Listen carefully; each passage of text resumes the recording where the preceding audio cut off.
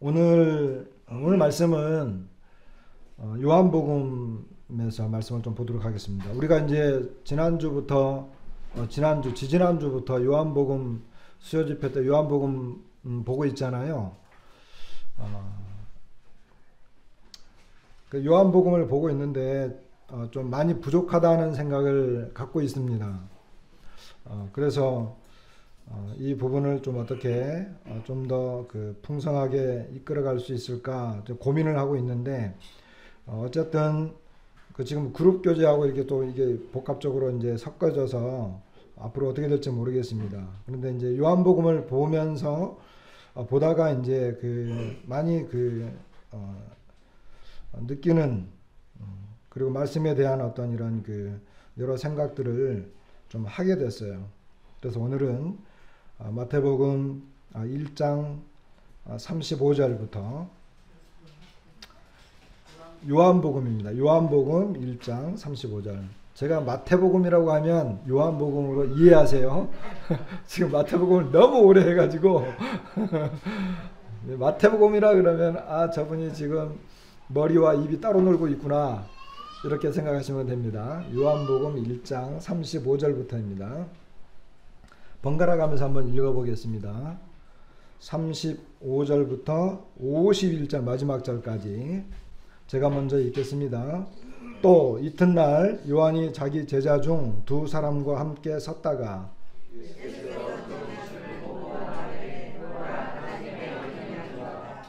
두 제자가 그의 말을 듣고 예수를 따르거늘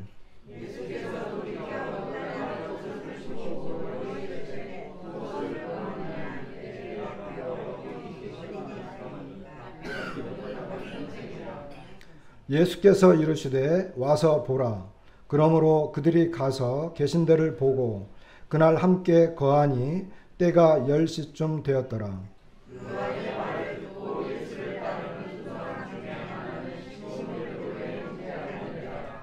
그가 먼저 자기의 형제 시몬을 찾아 말하되 우리가 메시아를 만났다 하고, 메시아는 번역하면 그리스도라.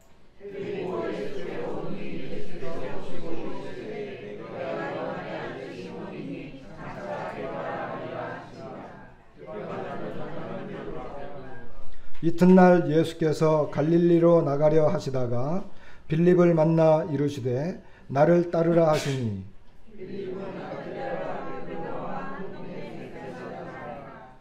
빌립이 나다나엘을 찾아 이르되 모세가 율법에 기록하였고 여러 선지자가 기록한 그 일을 우리가 만났으니 요셉의 아들 나사렛 예수니라.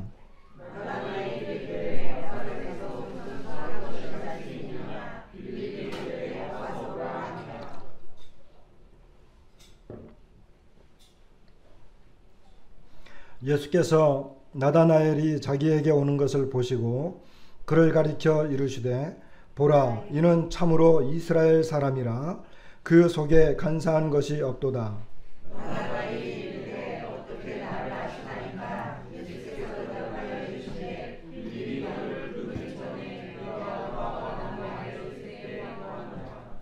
나다나엘이 대답하되 랍비여, 당신은 하나님의 아들이시요 당신은 이스라엘의 임금이로소이다.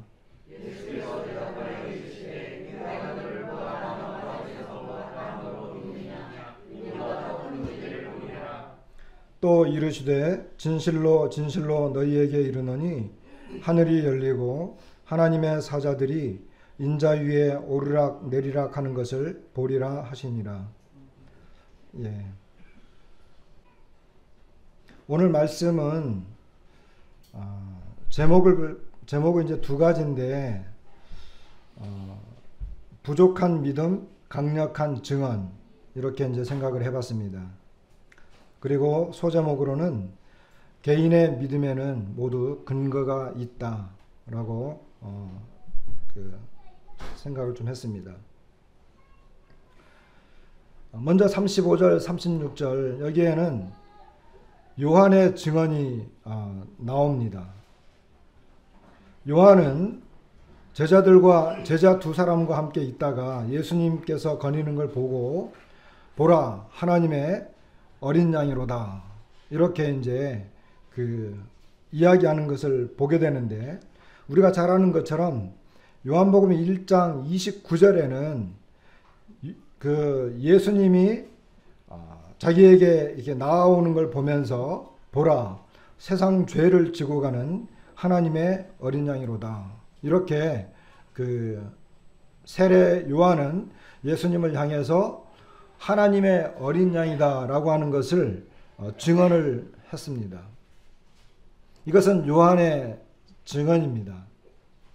이 내용을 좀 설명을 드리기 전에 우리들 중에는 하나님을 믿는 분도 계시고 그리고 하나님을 믿지 않는 분도 계십니다. 어떤 사람은 하나님을 믿고 어떤 사람은 하나님을 믿지 않고 있잖아요. 믿지 않는 데에는 또 그만한 이유가 있을 것입니다. 그리고 하나님을 믿는 사람들은 하나님을 믿는 또 나름대로의 이유가 있을 것입니다. 근거가 있으니까 믿는 거겠죠. 믿을 만한 이유가 있으니까 믿는 것 아니겠습니까? 믿지 않는 사람은 또 그만한 이유가 있기 때문에 자기의 어떤 생각대로 믿지 않는 것입니다. 그런데 우리가 지금 이 본문을 읽었고 그리고 믿는 사람들의 이야기와 또 특별히 성경의 내용들을 이렇게 천천히 읽어보면 믿는 사람들은 반드시 자기가 왜 믿는지에 대한 이유가 있다는 것입니다. 하나님을 믿는다 또는 예수님을 믿는다 그랬을 때 내가 믿고 있는 예수님은 이런 분입니다. 그리고 내가 믿고 있는 예수님은 이런 분이기 때문에 내가 그분을 하나님의 아들로 믿습니다. 이런 이유가 반드시 존재한다는 거예요. 그냥 막연히 야 믿기만 하면 돼 이런 식이 아닙니다. 예수님을 믿는 것은 우리 여기 이제 앉아 계신 분들 중에도 예수님을 믿는 분들이 계시는데 물어보면 예수님을 어떻게 믿으셨어요? 이렇게 물어보면 저는 예수님을 이렇게 믿었습니다. 그리고 제가 믿고 있는 예수님은 이런 분입니다. 그리고 이런 분입니다 라고 말할 때 그 충분한 이유와 근거가 있어야 된다라고 하는 것입니다. 그리고 다 있다라고 하는 거죠. 그런데 여기 오늘 본문에 나와 있는 세례 요한이라고 하는 사람과 그리고 요한을 따르던 제자들이 있었는데 그 사람들도 다 예수님을 믿게 되었고 그리고 그들은 예수님에 대해서 설명하고 있고 그리고 그 예수님을 믿는 분명한 믿음의 근거가 있어요. 그 믿음의 이유가 있다는 거예요. 근데 첫 번째 세례 요한이라고 하는 사람은 예수님을 향해서 하나님의 어린 양이다. 이렇게 고백을 했어요. 우리는 이 표현이 어색하고 낯설지 몰라요. 그리고 아직 성경을 모르거나 또 성경을 안다 하더라도 이 표현은 좀 어려운 표현이에요. 우리들한테는. 그런데 그 당시 살고 있던 유대인들, 이스라엘 사람들에게는 어린 양 하면 즉각적으로 떠오르는 생각이 있어요. 대체적으로 어린 양 하면 유월절에 이스라엘 백성들이 명절을 지키기 위해서 하나님 앞에 제물로 드렸던 제물의 하나가 바로 어린 양이에요. 그리고 이스라엘 백성들은 제사를 많이 지냈거든요. 근데 그 제사를 지낼 때 드려지는 그 가축의 하나가 이 어린 양이었어요. 그리고 그렇기 때문에 이 어린 양은 우리가 하나님 앞에 예배를 드리러 나갈 때 그냥 나갈 수 없으니까 제물이 필요했는데 그 제물의 하나가 바로 어린 양이었다라고 하는 것입니다. 그러니까 그 당시 사람들은 이것이 어색한 게 아니고 굉장히 익숙하고 이해가 금방 되는 그런 내용의 표현입니다. 두 번째는 어린 양이라고 하는 것은 어린 양이라고 하는 것은 특별히 그 예수님이 오시기 직전에, 예수님이 오시기 직전, 조금 더 구체적으로 표현하면 구약과 신약 사이에 이 어린 양이라고 하는 표현은 유대인들 사이에 어떤 의미로 많이 또 표현이 됐느냐 하면, 그들이 기다리고 있는 어떤 그 메시아가 있는데 그 메시아는 어린 양의 성격을 가지고 온다는 거예요. 그런데 이것이 특별하게는 요한계시록에 많이 기록이 되어 있는데, 이 어린 양은 처음에는 어떤 제사를 드릴 때 사용되어지는 제물의 어린 양이기도 하지만, 그 연약한 어린 양은 또 자기네 나라를 회복시키고, 그리고 자기네 나라를 침략했거나 만민과 만국, 만백성들을 심판하는 권세를 가지신 심판자가 되는 그러한 어린 양으로 또 표현이 많이 됐어요. 우리 성경에는 요한계시록에 많이 표현되어 있지만, 이와 같은 생각들을 유대인들은 예수님 당시에, 그리고 이제 예수님 오기 직전에 구약과 신약 그 중간 사이에 뭐 한 4세기 정도에 걸쳐서 이런 그 의미들을 많이 갖고 있었다라고 하는 것입니다. 그런데 세례 요한은 그 예수님을 보면서 처음에는 세상 죄를 지고 가는 하나님의 어린 양이다, 이렇게 표현했고, 나중에 두 제자와 함께 있을 때에는 보라 하나님의 어린 양이다, 이렇게 이야기했어요. 그러니까 세상 죄를 지고 가는 하나님의 어린 양이라고 하는 것은 첫 번째 이야기했던 것처럼 어떤 제물을 드릴 때, 다시 말하면 저와 여러분의 죄를, 그리고 유대 백성들의 그 죄를 대속하는, 죄를 담당해야 되는 그런 제물의 성격을 가진 어린 양을 생각할 수 있어요. 세례 요한의 아버지 사가랴라고 있거든요. 사가랴가 성전 그 제사를 드리러 갔다가 나중에 나와서 그가 이제 하나님 앞에 찬양을 하면서 고백할 때 세례 요한을 보면서 너가 장차 너 뒤에 오시는 바로 그분이 바로 우리의 죄를 대속하시는 그분을 너가 증언하게 될 거다 하는 이런 그 이야기를 그 누가복음에 보면 나와요. 그래서 이 세례 요한은 자기 아버지가 이미 그런 찬송을 했고 아버지로부터 그와 같은 내용을 많이 들었을 거예요. 그래서 세례 요한이 예수님을 볼 때 예수님을 알아봤는데 그는 세상 죄를 지고 가는 하나님의 어린 양이다. 그리고 특별히 세례 요한은 세상 죄라고 이야기했어요. 요한복음에는 세상이라고 하는 단어가 많이 나와요. 거의 한 요한복음에만 한 56회 정도가 나오는데 이 56회 정도 여러분 그 1장에서만도 이미 세상이라고 하는 단어가 많이 나오죠. 예수님이 세상에 왔는데 세상이 그를 알아보지 못했죠. 이제 큰 굵직굵직한 내용들만 봤을 때, 그 다음에 3장에 가면 또 뭐가 나와요? 여기 1장 29절에는 세상 죄를 지고 가는 하나님의 어린 양. 3장에 가면 하나님이 세상을 이처럼 사랑했다. 요한복음 4장에 가면 예수님이 그 우물가의 여인을 만났는데 우물가의 여인이 마을에 가가지고 막 전도했는데 나중에 그 마을 사람들이 다 예수님을 믿게 됐어요. 그 다 믿은 사람들이 나중에 뭐라 그러죠? 우리는 너가 말해서 믿는 게 아니라 우리가 직접 들어보니까 이분이 바로 세상의 구주다라고 하는 것을 우리가 믿게 됐다, 이런 고백을 하거든요. 그런 것처럼 요한복음에는 뭐 세상의 빛, 세상에 뭐 생명을 준다, 그 다음에 이제 그 뭐 온 세상이라도 이것을 다 담기에는 부족하다, 예수님의 행적을, 이런 내용들을 봅니다. 다시 말하면 세례 요한이 예수님을 향해서 세상 죄를 지고 가는 하나님의 어린 양이다라고 하는 것은 비단 유대인들에게 와서 이스라엘 백성들을 구원하는 그런 분만이 아니라 저와 여러분까지, 그리고 모든 세상에 있는 사람들의 이 죄를 짊어지고 대속 제물이 되어주시는 그런 분으로 세례 요한은 설명하고 있다라고 하는 것입니다. 그런데 우리가 이제 그 1장 29절부터 34절까지 내용을 좀 이렇게 돌이켜 보면 굉장히 중요한 내용이 나와요. 뭐가 나오느냐면은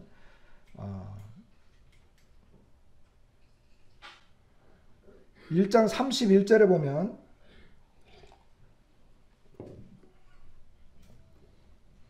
나도 그를 알지 못하였으나 내가 와서 물로 세례를 베푸는 것은 33절에도 보면 나도 그를 알지 못하였으나 나를 보내어 물로 세례를 베풀라 하신 그이가 나에게 말씀하시되 성령이 내려서 누구 위에든지 머무는 것을 보거든 그가 곧 성령으로 세례를 베푸는 이인 줄 알라 하셨기에 내가 보고 그가 하나님의 아들이심을 증언하였노라 하니라. 여기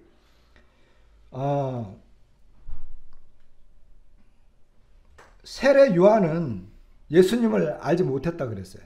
두 번이나 이야기가 나옵니다. 31절에 나도 그를 알지 못했다. 33절에도 나도 그를 알지 못했다. 1장에는 예수님이 세상에 오셨는데 세상이 그를 알지 못했다. 그리고 세례 요한이 너희가 알지 못하는 그분이 바로 너희들 가운데 계시다. 이런 표현을 해요. 근데 세례 요한 본인도 예수님을 알지 못했어요. 처음에는. 그런데 세례 요한을 보내가지고 야 너 물로 세례를 줘. 그리고 성령이 누군가에게 이렇게 내려오게 될 터인데 그때 그분이 바로 성령으로 세례를 주는 분인 줄 알아라. 이런 음성을 듣고 계시를 받은 거예요. 이건 계시입니다. 왜냐하면 하나님께서 예수 그리스도가 어떤 분인지를 세례 요한에게 하나님이 특별히 보여주신 거예요. 그게 뭐냐 하면 성령의 그 강림이었어요. 성령의 임재. 예수님의 성령의 임재. 그런데 예수님이 세례를 받을 때 그 다른 공관복음에는 다른 복음서에서는 성령이 비둘기같이 예수님으로 내려오잖아요. 그리고 이 세례 요한은 성령님이 예수님에게로 이렇게 내려오는 것을 봤어요.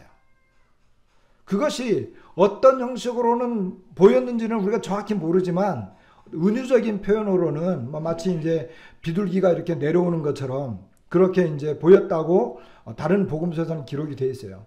그러나 중요한 것은 그것이 아니라 예수님에게 성령이 내려오셨다는 거예요.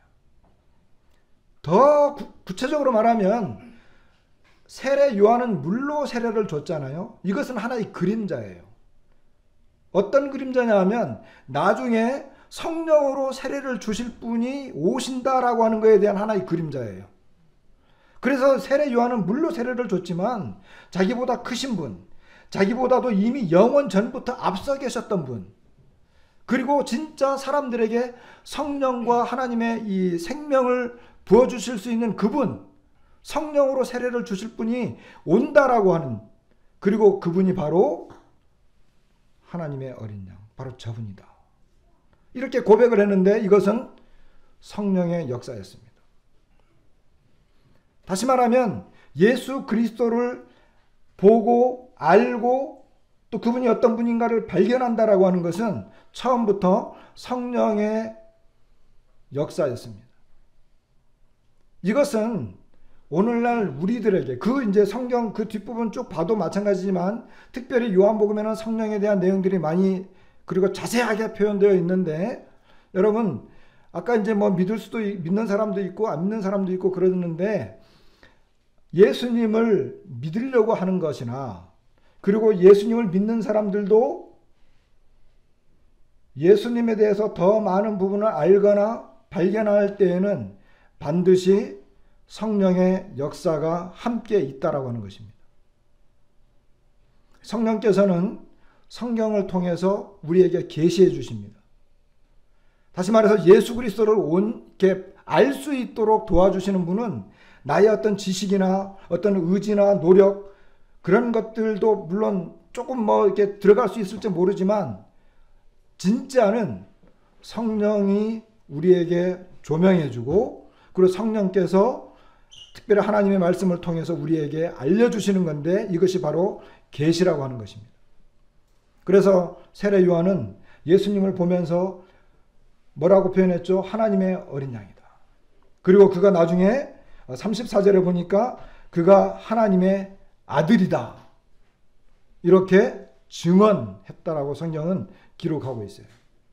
이것이 누구의 역사냐? 바로 성령께서 역사하실 때 이것이 완전하게 밝혀졌다는 거예요. 다시 말하면 예수님을 안다라고 하는 것, 예수님을 발견한다라고 하는 것, 예수님에 대해서 증언할 수 있다라고 하는, 증언할 수 있는 것은 바로 성령의 역할이 있었고 성령께서 함께 하셨을 때 비로소 이것이 가능했다라고 하는 것입니다. 여러분, 예수님을 나중에 보면 알겠습니다. 그런 내용이 좀 더 나오긴 합니다만은 여기 계신 분들은 예수님을 정말 믿기를 바랍니다. 그러나 예수님을 믿고자 할 때 정말 중요한 것은 하나님의 은혜와 여기 아까 우리가 설명한 것처럼 성령님의 역사입니다. 성령께서 역사하시는 것입니다. 그렇기 때문에 겸손해야 되고 진지해야 되고 그리고 하나님 알고자 하는 적극적인 마음과 갈망이 필요한 것입니다. 왜? 특별히 오늘날은 예수님을 믿고자 해도 믿기 어려운 시대입니다. 알고자 해도 알기가 어려운 그런 시대가 됐습니다. 자, 두 번째, 예수님의 두 제자가 37절부터 보게 되면 예수님의 두 제자가 세례 요한의 말, 37절에 두 제자가 그의 말을 듣고 40절에는 요한의 말을 듣고 예수를 따르는 두 사람이 나옵니다. 여기 한 사람의 이름은 안 나와 있고 한 사람은 안드레라고 하는 사람이죠. 40절에 보면 안드레. 그런데 이 내용을 보게 되면 자, 세례 요한이 예수님에 대해서 증언했어요. 굉장히 놀라운 거죠. 아까 말씀드린 것처럼 세례 요한은 예수님이 누구인가를 애매하게 말하지 않았어요. 분명하게 이야기했어요.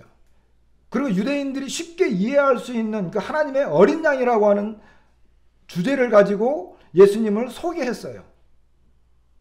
그리고 그분이 하나님의 아들이다라고 하는 것을 증언했어요. 그러니까 그 스승의 말을 들은 이 두 제자가 예수님을 따라갔습니다. 그러니까 증언하는 사람이 필요하겠죠. 그죠? 증언하는 사람. 세례 요한이 입을 다물고 있었으면 어떻게 이 제자들이 따라갈 수 있겠어요? 그런데 세례 요한의 증언이 있었는데 세례 요한의 이 확실한 증언 앞에 뭐가 있었다고요? 성령의 역사가 있었다는 거죠. 그러니까 성령의 역사와 그 성령의 어떤 분명한 나타나심 그리고 예수님에 대한 분명한 증언이 있었기 때문에 이 두 제자는 예수님을 따라갈 수 있었습니다. 굉장히 중요한 것입니다. 38절에 보면 예수께서 돌이켜 그 따르는 것을 보시고 물어 이르시되 무엇을 구하느냐? 랍비여 어디 계시오니까? 굉장히 중요한 단어들이거든요. 성령의 역사와 성령의 이 역사를 직접 체험하고 목격한 세례 요한의 증언 그리고 그의 말을 들은 제자들이 예수님을 따랐는데 성령의 역사와 증언이 분명하면 분명할수록 그 역사의 그 결과는 확실하지만 그러나 여기 또 한 가지 중요한 것은 그러한 증언을 들었을 때 그들이 예수님을 따랐다는 것입니다. 다시 말하면 사람이 어떠한 성경에 대한 내용을 들었거나 예수 그리스도에 대한 복음을 들었거나 예수님에 대한 소개를 받았을 때 그가 예수님을 향해서 나아가고 찾고자 하는 분명한 의지적인 결단이 있어야 된다는 것입니다. 얼마나 많은 사람들이 예수님에 대한 소식을 들었음에도 불구하고 예수님을 찾지 않는지 몰라요. 그러나 여기 두 제자는 예수님을 따랐습니다. 그랬을 때 예수님이 그랬죠. 무엇을 구하느냐? 무엇을 구하느냐? 우리는 무엇을 구하고 있을까요? 여기 나와 있는 제자들은요, 아까 우리 본문을 읽었는데 여기 나와 있는 제자들은 요 제자들의 내용만 쭉 보게 되면 여기 나와 처음 제자들이거든요. 처음 제자, 12제자가 다 나와 있지 않아요. 여기 나와 있는 제자는 기껏해야 4명, 5명 이 정도인데 이 제자들은 어떻게 해서 예수님을 믿게 됐느냐 하면 그들의 어떤 영적인 추구가 있었어요. 영적인 필요에 의해서, 다시 말하면 그들은 이 어떤 영적인 갈급함과 필요를 가지고 있었기 때문에 그들이 예수님을 믿을 수 있었고 그리고 예수님을 따를 수 있었습니다. 결론적으로는 그들이 갖고 있는 믿음은 아직 불완전하고 좀 연약하고 그들의 앞으로의 삶을 내다봤을 때는 뭔가 부족한 것이 분명하긴 하지만 어쨌든 그들은 그들 각자 나름대로, 왜냐하면 어떻게 해서 그걸 알 수 있느냐면 그들이 예수님을 만났을 때 예수님을 소개하는 내용들이 다 달라요. 그것은 그들이 예수님을 발견했을 때, 만났을 때, 그리고 그 예수님을 믿었을 때마다 예수님에 대한 자기 내면의 필요가 각자 다 달랐다는 거예요. 우리는 다 다르죠. 제가 예수님을 발견했을 때 왜 예수님을 믿게 됐는지, 여러분들이 예수님을 믿게 되었을 때 어떠한 예수님을 생각하면서 믿게 되었는지, 이거 사람마다 달라요. 그러나 중요한 것은 뭐죠? 자기 내면의 필요를, 그 갈급함을 찾기 위해서 하나님에게 나아갔을 때 하나님이 너가 무엇을 구하느냐. 성경에는 이런 내용들이 간혹 나와요. 예를 들어 가지고 그 여리고성에 예수님이 도착을 해 가지고 가는데 맹인이 막 부르짖잖아요. 다윗의 자손이여, 다윗의 자손이여. 막 사람들이 잠잠하게 하니까는 더 큰 소리로 다윗의 자손이여, 다윗의 자손이여, 나를 불쌍히 여기소서 막 그러잖아요. 그때 이 거룩한 하나님의 아들의 발걸음이 멈추고 하나님의 아들의 발걸음을 멈춰버렸어요. 그리고 돌아서서 뭐라고 하죠? 그를 부르라. 그리고 그가 왔을 때 뭐라고 합니까? 내가 너에게 무엇을 하여 주기를 원하느냐.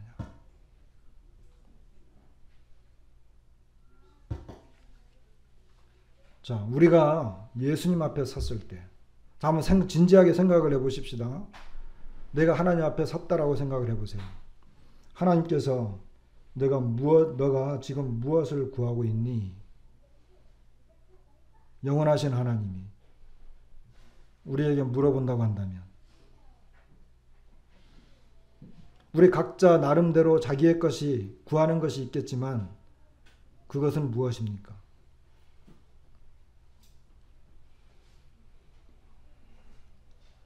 물론 이 내용은 그냥 이렇게 문맥적으로만 보면 저기 예수님 지금 어디 계세요?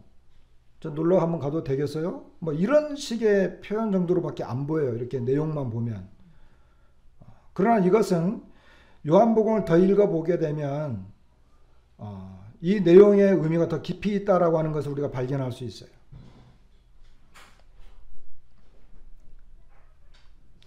제자들은 랍비여 어디 계시오니까 이렇게 다시 질문하는 걸 보게 됩니다. 랍비여 어디 계십니까?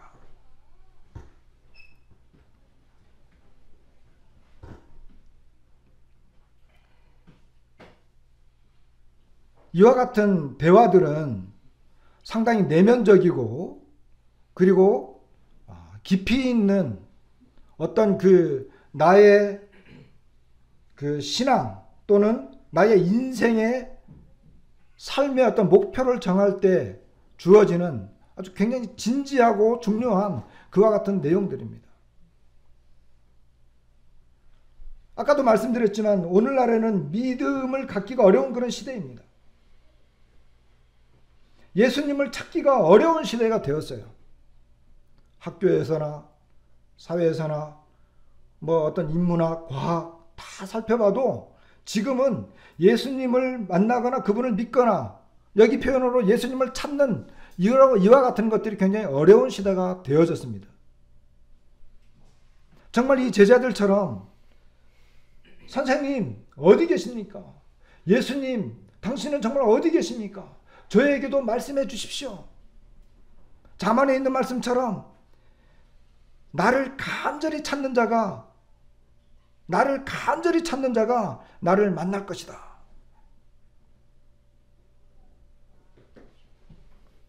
예레미야는 33장에 보면 너는 내게 부르짖으라.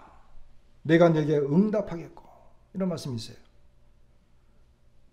부르짖으라. 소곤거리지 말고 부르짖으라. 이건 간절함의 극치거든요.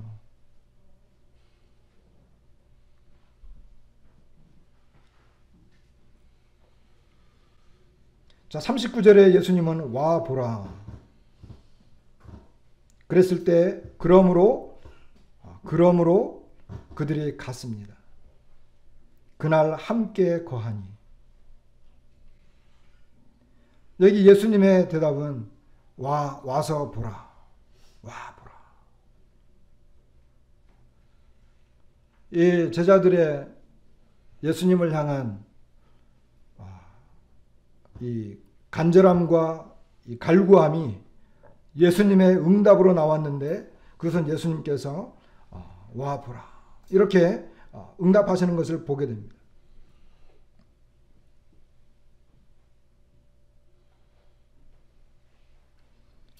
오라, 와라. 이것은 내가 예수님을 향한 갈급한 이 믿음의 요청에 대한 하나님의 초청이라고 말할 수 있어요. 아까 말한 것처럼 정말 간절하게 하나님을 찾는다고 한다면, 그리고 하나님 앞에 갈급한 심령으로 그분을 찾기를 간절히 구하고 부르짖는다고 한다면, 우리가 나중에 요한복음 6장을 보겠지만은 거기에서는 아무나 예수님께로 가는 게 아니에요. 하나님께서 택하시고 아들이 원하는 그런 사람들이 하나님께로 나오는 걸 보게 됩니다. 믿음은 모든 사람에게 주어졌지만 모든 사람이 믿음을 갖는 것은 아니에요. 구원의 축복은 모든 사람에게 주어졌지만 아무나 다 구원받는 건 아니에요. 근데 여기 하나님의 우리 주님의 은혜로운 음성은 와 보라는 거예요. 여러분 그 이사야서 31장 6절에는 이런 말씀이 있어요. 찾지는 않겠고 제가 읽어드리겠습니다. 이사야서 31장 6절 이스라엘 자손들아 너희는 심히 거역하던 자에게로 돌아오라. 이렇게 말씀하세요. 너희는 심히 거역하던 자에게로 돌아오라. 이사야가 이 글을 쓸 때 이스라엘 백성들은 정말 우상 숭배와 이방의 다른 강대국들을 의지하는 것, 하나님을 버리고 막 다른 것을 의지하는 이런 것들이 팽배할 때였거든요. 그러니까 심히 거역하던 자들이 맞습니다. 거기에 대해서 하나님은 그들에게 심히 거역하던 너희들이지만 내게로 돌아오라.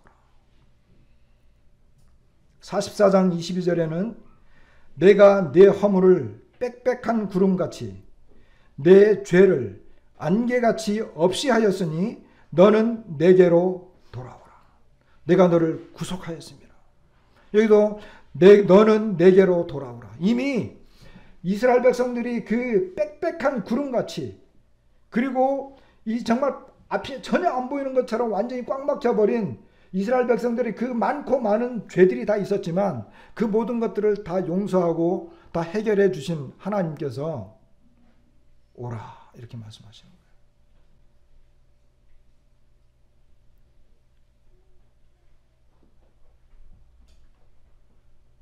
거예요. 여기 예수님께서도 예수님을 향해 찾아 나온 사람들을 바라보면서 와보라. 그렇게 말씀하세요. 그리고 39절에 보니까 그날 함께 거하니 때가 10시쯤 되었더라. 이렇게 기록되어진 걸 보게 됩니다. 여기 함께 거했다. 요 거했다라고 하는 표현은 1장 14절에 말씀이 육신이 되어 우리 가운데 거하심에 요한복음에는 요 거하다라고 하는 이 단어가 많이 기록이 되어 있어요. 근데 먼저 기록된 것은 말씀이 육신이 되어 우리 가운데 거했다. 이 표현은요 굉장히 놀라운 표현이에요. 여러분 하나님께서 육신을 입고 이 죄인들이 거하고 있는, 그리고 그를 알지도 못하고 오래 거절하는 그런 사람들에게 오셔서 함께 거했어요. 이것이 하나님의 마음이었습니다. 이 함께 거하다라고 하는 것은 그냥 단순히 그냥 함께 있었다 이런 표현이 아니에요. 요 내용은 요한복음 14장 11절에는 내가 아버지 안에 거하고 아버지께서 내 안에 계심을 믿으라. 요한복음 15장에는 4절로 7절에 보면 내 안에 거하라. 나도 너희 안에 거하리라. 6절에는 사람이 내 안에 거하지 아니하면 가지처럼 밖에 버려져. 7절에 너희가 내 안에 거하고 내 말이 너희 안에 거하면 할 때 계속해서 쓰여지는 단어입니다. 다시 말하면 예수님과 함께 거한다라고 하는 것은 제자들의 그 갈급한 신앙, 그들은 하나님을 향한 갈급함이 있었는데 예수님과 함께 있을 때 그들이 예수님 안에, 또 예수님이 그들 안에 아주 이렇게 하나된 친밀한 교류, 이것이 예수님과 함께 있는 동안에 이루어진 거예요. 유대인들 모두가 그런 건 아니죠. 유대인들은 다 예수님을 거절하고 나중에 십자가에 못 박기까지 했지만 여기 제자들을 선택하시고 그들을 부르실 때 와 보라라고 말씀하셨던 이 은혜로운 예수님은 그들과 함께 거했는데, 그것은 마치 예수님이 아버지 안에 있었고 아버지가 예수님 안에 있었고 그리고 예수님 안에 거하고자 하는 이 사람들에게 마치 포도나무와 가지 이야기를 이야기하면서 너희가 내 안에 거하고 내 말이 너희 안에 거하면 이와 같은 내용이에요. 그러니까 이것은 그들의 생각과 또는 그들의 어떤 마음, 예수님과 지금 예수님을 따르고자 하는 그 사람들의 마음이 함께 같은 공간에 있지만 공간에만 함께 있는 것이 아니라 그들의 마음이 예수님과 함께 동화되었다는 거예요. 이게 사실 믿음이거든요. 내가 예수님의 말씀을 들을 때, 성경을 읽을 때, 하나님을 향하는 갈급함으로 그분에게 나아갔을 때 성령이 역사하셔가지고 그 주님이 우리와 함께 거하십니다. 예수님의 말씀이 내 안에서 동화되기 시작합니다.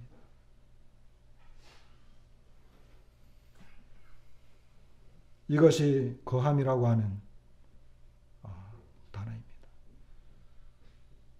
여기에서 그들은 예수님이 누구인지를 발견했어요.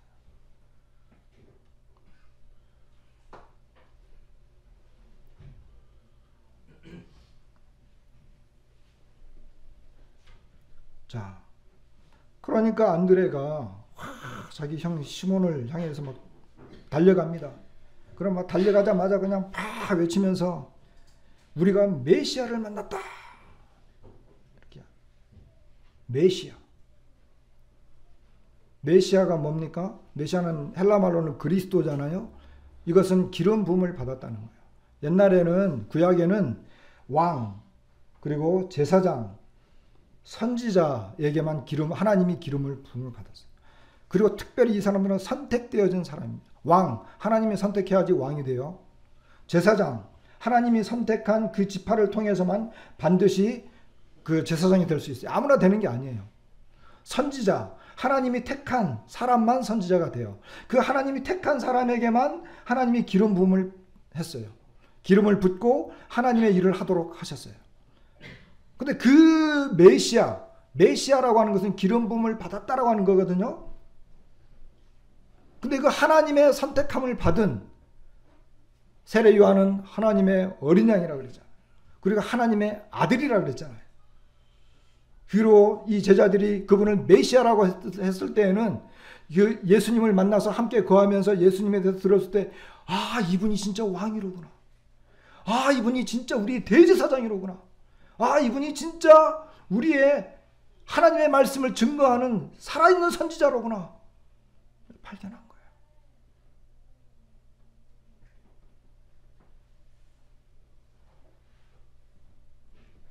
물론 이 모든 것들은 주님이 죽으시고 부활한 다음에 완벽하게 이루어지죠.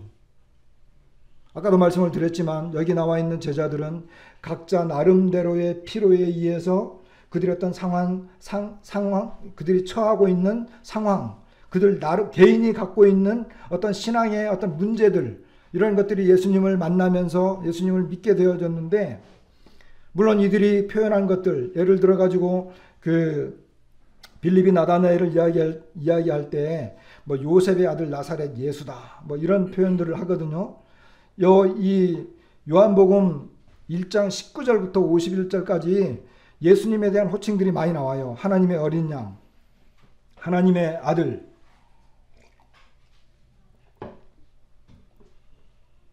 또는 랍비, 메시아, 모세가 율법책에 기록하였고 또 선지자들이 기록한 그분, 이스라엘의 왕, 또는 51절에 인자, 사람의 아들. 근데 빌립은 요셉의 아들 나사렛 예수라고 하는 이런 표현까지도 더해졌죠. 물론 제자들의 어떤 그 후에 되어진 상황을 보게 되면 그들은 예수님에 대해서 믿었지만 그들은 아직 불확실하고 연약하고 온전하지 못했어요. 어떤 주석을 보니까 그런 식으로 표현을 했더라고요. 우리가 예수님을 믿잖아요.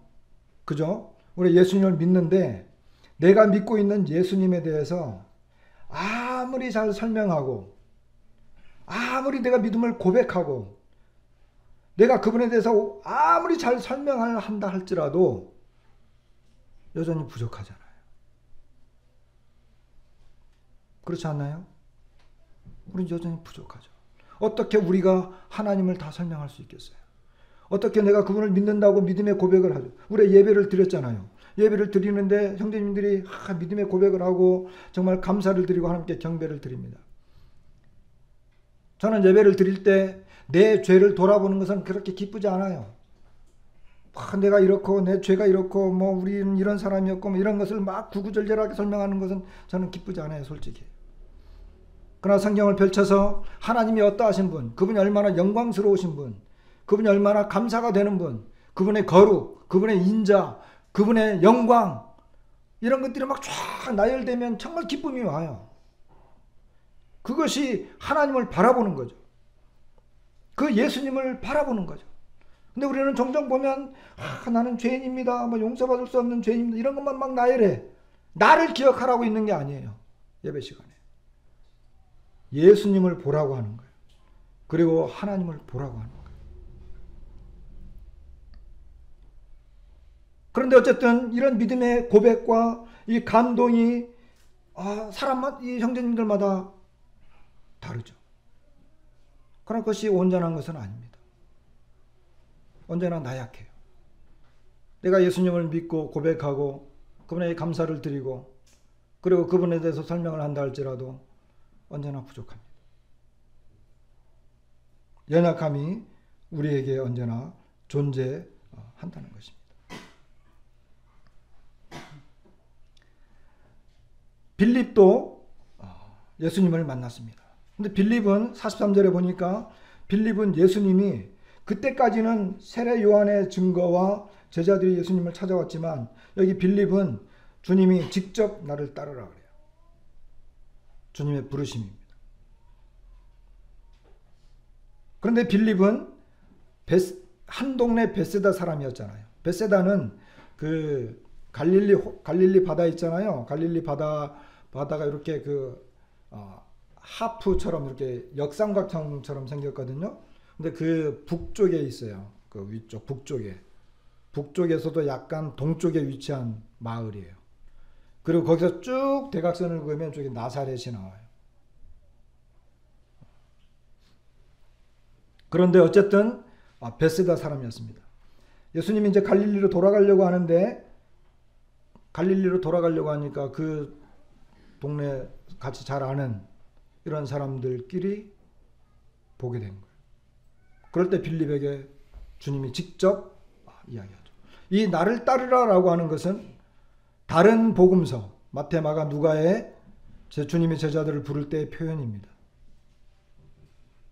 여기에 대해서 이제 더 길게 설명하기는 좀 그렇고, 빌립이 예수님을 만났을 때 빌립이 45절에 보니까 빌립이 이제 나다나엘을 찾아가지고 예수님에 대한 이야기를 합니다. 모세가 율법에 기록했다. 그리고 여러 선지자가 기록한 그 일을 만났는데 바로 요셉의 아들 나사렛 예수다.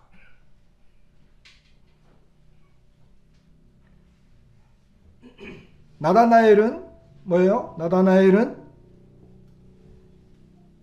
나사렛에서 뭐가 나겠어? 나사렛 문제가 심각한 동네. 이방 동네죠. 따지고 보면. 부정한 동네. 그러니까 예수님에 대한 일종의 반감이죠. 오늘날 우리는 예수님에 대한 반감 많이 듣죠. 예수님에 대한 부정적인 생각, 예수님에 대한 부정적인 표현, 특별히 기독교와 교회에 대한 부정적인 인식들이 지금은 많이 깔려 있습니다. 그러나 나다나엘은 다행인 것은 나다나엘이 예수님에게로 왔다는 것입니다. 예수님이 그걸 봤어요. 나다나엘이 자기에게 오는 걸 보셨어요. 이미 예수님은 나다나엘이 어디에서 무엇을 하고 있었는지 이미 다 알고 있었던 사람이죠. 그런 상황이었지만 그 나다나엘이 왔어요.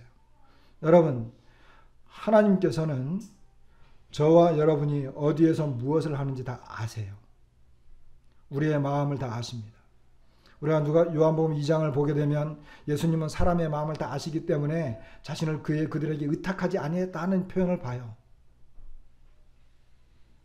그런데 그 나다나엘이 자기에게로 올 때 예수님은 그를 봤습니다. 다만 여기에서 제가 말씀드릴 수 있는 것은 아직 예수님에게로 나아오지 않았다고 한다면 나아오시기 바랍니다. 예수님은 알고 계세요. 하나님은 알고 계십니다. 이 또한 하나님의 커다란 은혜입니다. 아까 말씀드린 것처럼 오라, 오라. 그리고 이 모든 것이 어떤 성령에 의한 역사와 확실한 증언들에 의해서 나왔지만 뭐라고요? 결국은 제자들이 예수님을 찾아 나오고 따라갈 때, 다시 말하면 사람이 예수님을 믿는 것은 성령의 역사만 있는 것이 아니라 자기의 의지도 함께 역사해야 된다는 것입니다. 성령과 성경과 성도들의 간절한 기도와 이런 것들이 막 존재하긴 하지만 내가 제가 예수님 믿겠습니다. 정말 이때까지 저는 하나님을 심히 대적했고 하나님을 믿지 않았지만 이제 예수님 믿겠습니다. 여기 사람들은 그렇게 했습니다. 이게 중요하다는 것입니다. 의지도 절대적으로 필요하다는 것입니다. 여기 나다나엘에 대해서 시간이 없어서 나다나엘에 대해서 예수님은 진짜 이스라엘 사람이다. 간사한 것이 그 속에 없다. 나다나엘은 깜짝 놀래가지고 어떻게 나를 아십니까? 그러니까 내가 무화과 나무 아래 있을 때 내가 보았다. 그러니까 나다나엘이 당신은 하나님의 아들이시고 당신은 이스라엘의 임금입니다. 이렇게 표현을 합니다. 그러니까 예수님께서 너를 무화과 나무 아래서 보았다고 하니까 믿냐? 이보다 더 큰 일을 보리라. 그러면서 마지막에 진실로 진실로 너희에게 이르노니 하늘이 열리고 하나님의 사자들이 인자 위에 오르락내리락 하는 것을 보리라. 정확한지는 모르겠지만 저도 잘 모르니까 주석을 찾아봤더니 스가랴서하고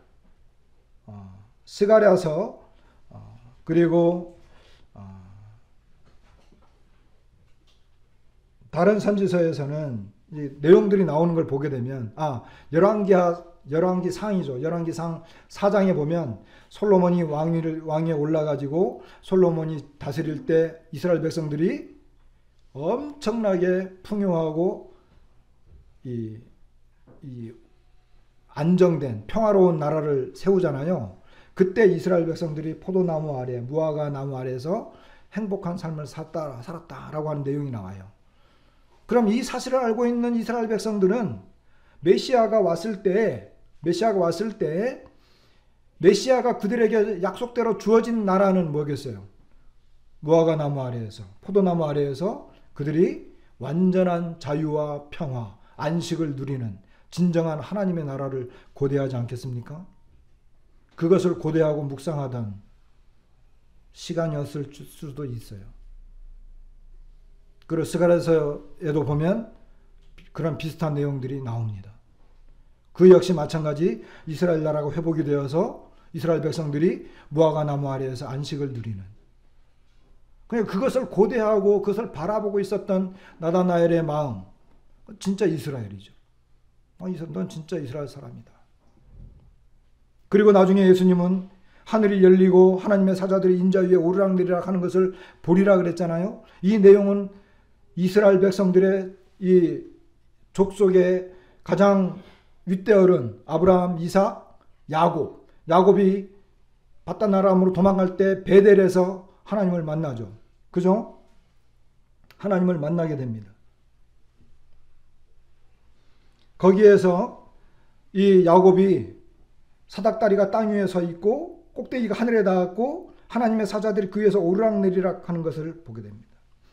나중에 꿈이 깨어가지고 고백을 하는데, 여호와께서 과연 여기 계시거늘 내가 알지 못했다. 이에 두려워하여 이르되 두렵도다 이곳이요 이것은 다름 아닌 하나님의 집이고 하나님의 하늘의 문이다. 이런 고백을 해요. 다시 말하면 야곱이 하나님을 만난 그곳이 바로 하나님의 집이었고 하늘과 땅이 연결되어지는 문이었어요. 그곳이 바로 하나님이 계신 곳이었어요. 근데 지금 나다나엘과 제자들이 만난, 예수님을 만난 그곳이 어디입니까? 여러분, 하늘이 열리고 하나님의 사자들이 오르락내리락 하는, 다시 말하면 하늘 위에 계셨던 하나님이 땅 위에 내려오셔서 인간을 만난 거예요.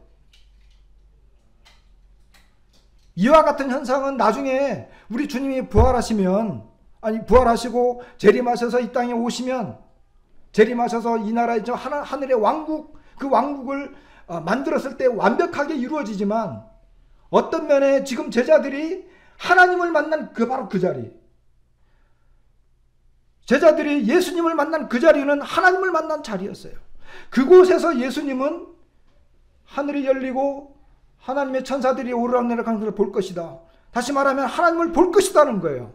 그곳이 바로 하나님의 임재하신 곳이고 하나님의 집이고 하늘의 문이 열린 곳이에요. 여러분과 제가 예수 그리스도를 만났던 바로 그 자리, 어쩌면 지금 이 자리일 수도 있습니다.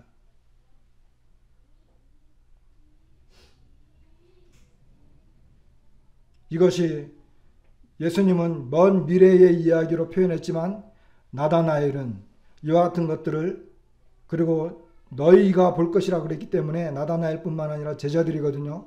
그 제자들이 상상하고 꿈꿨던 것은 바로 진짜 하나님을 만났는데 나중에 이것이 온전히 이루어지는 그 나라까지 바라보게 된 것입니다. 여러분, 예수님을 만났고 그분을 따른다라고 하는 것, 예수님을 믿고 구원받았다라고 하는 것, 그것은 이미 내가 하나님을 만난 그것입니다. 하나님을 만난 그곳이고 하나님을 만난 사람들의 바로 그곳이 하나님의 집이고 하늘의 문이 열린 곳이고 하늘과 땅이 이어진 곳입니다. 이것은 장차 이루어질 것이지만 내 안에서, 나의 믿음 안에서 이것이 이루어지는 것입니다. 결론을 내리게 되면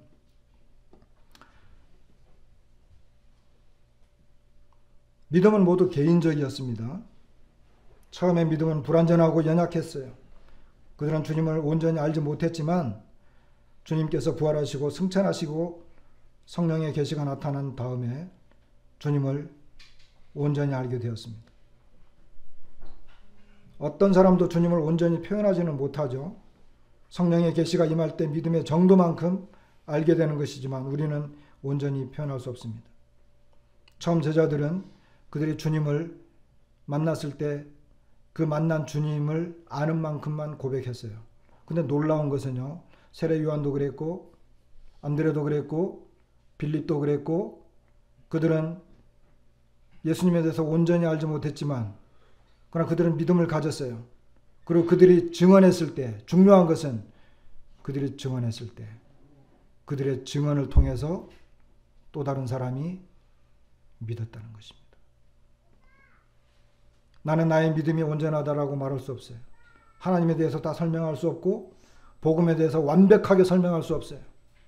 그러나 내가 갖고 있는 연약함과 적은 것이지만 그것을 가지고 증언했을 때 성령께서 역사하시고 그 사람의 의지가 분명하다고 한다면 나의 증언을 통해서 그 사람은 또 주님을 믿을 것입니다.